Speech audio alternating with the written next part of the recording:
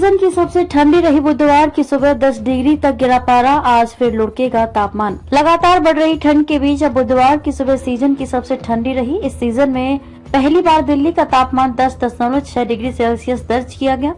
बृहस्पतिवार को भी इसके आसपास ये तापमान रहने के आसार हैं। बुधवार को सुबह हल्के कोहरे और स्मॉग वाली स्थिति रही तो दिन में हल्की धूप खिली। अधिकतम तापमान सामान्य से 1 डिग्री कम 25.7 डिग्री सेल्सियस दर्ज हुआ, जबकि न्यूनतम तापमान सामान्य से 1 डिग्री कम 10.6 डिग्री सेल्सियस रहा। यह इस सीजन का सबसे कम न्यूनतम तापमान है। इससे पहले 15 नवंबर को ये 10.9 डिग्री सेल्सियस रहा था। हवा में नमी का स्तर 90 से 49% तक रहा। अधिकतम तापमान 23.8 डिग्री के लिहाज से पालम, जबकि न्यूनतम तापमान 10.4 डिग्री की दृष्टि से लोधी रोड दिल्ली के सबसे ठंडे क्षेत्र रहे। मौसम विभाग का अनुमान है कि बृहस्पतिवार को सुबह के समय हल्का कोहरा देखने को मिलेगा, जबकि दिन में आसमान साफ रहेगा।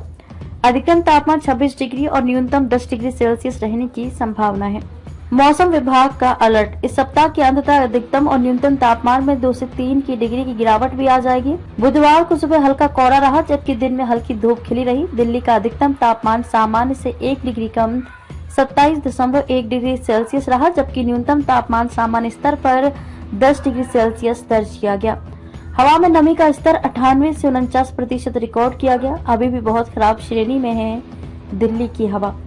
केंद्रीय प्रदूषण नियंत्रण बोर्ड (CPCB) के अनुसार राष्ट्रीय राजधानी में मंगलवार सुबह वायु गुणवत्ता सूचकांक AQI 323 के साथ बहुत खराब श्रेणी में दर्ज किया गया। आनंद विहार में AQI 387, RK-पुरम में 416, पंजाबी बाग में 423 और ITO में 344 रहा।